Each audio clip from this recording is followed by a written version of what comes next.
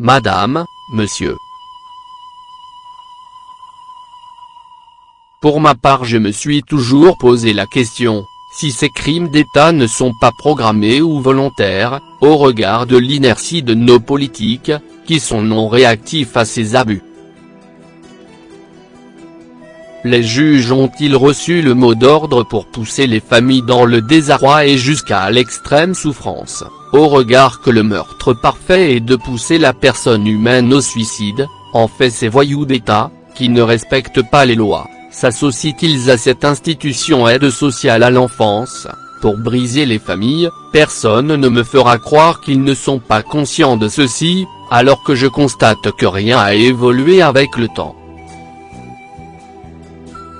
Sachant que ce ministère n'a jamais eu l'honorabilité de me répondre à cette correspondance.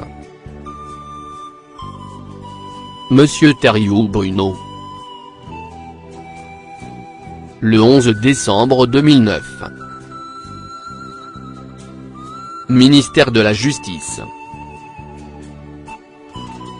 13, place Vendôme. 75 042 Paris Cedex 01. Objet, violation de mes droits et ceux de mon enfant par privation du maintien de nos relations, non-représentation d'enfants et défaut de soins. Madame la ministre de la Justice.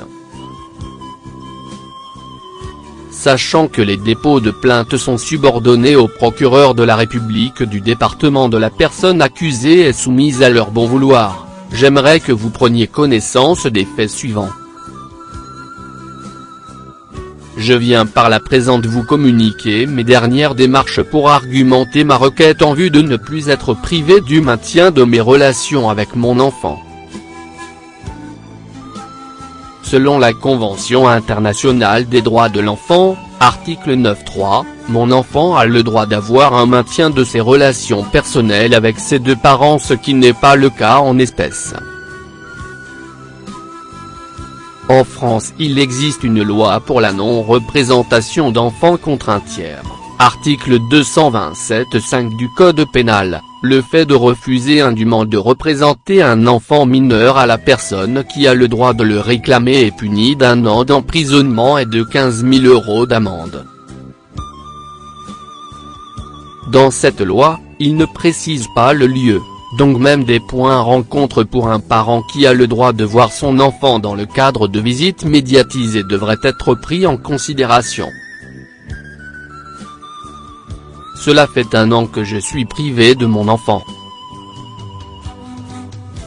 Pourquoi les administrations, les services sociaux, à qui est confié un enfant ne sont pas soumises à cette loi? Soit par l'article 227.15 du Code pénal, le fait, par un ascendant ou toute autre personne exerçant à son égard l'autorité parentale ou ayant autorité sur un mineur de 15 ans, de priver celui-ci d'aliments ou de soins au point de compromettre sa santé est puni de 7 ans d'emprisonnement et de 100 000 € d'amende.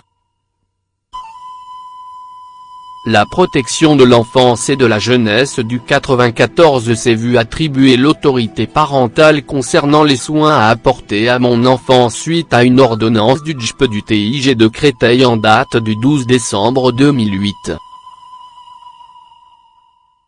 Ils n'ont jamais continué les soins concernant la surcharge pondérale de mon enfant et ils m'apprennent 10 mois après notre séparation que mon fils a pris plus de 18 kilos, mettant en avant un défaut de soins, sans compter les risques encourus de maladies cardiovasculaires ou d'accidents vasculaires cérébrales liés à une obésité de type 3. Pourquoi les administrations, les services sociaux, suite au jugement de décembre 2008 ont reçu l'autorité parentale concernant les soins à apporter à mon enfant ne sont pas soumises à cette loi? Je peux fournir certificats médicaux de mon enfant, ordonnances et lettres au DGP du TIG de Créteil qui ne répondent pas à mes inquiétudes et divers courriers afin de cibler la situation. Veuillez agréer, Madame la ministre de la Justice, l'expression de ma considération distinguée. Monsieur Thériault Bruno,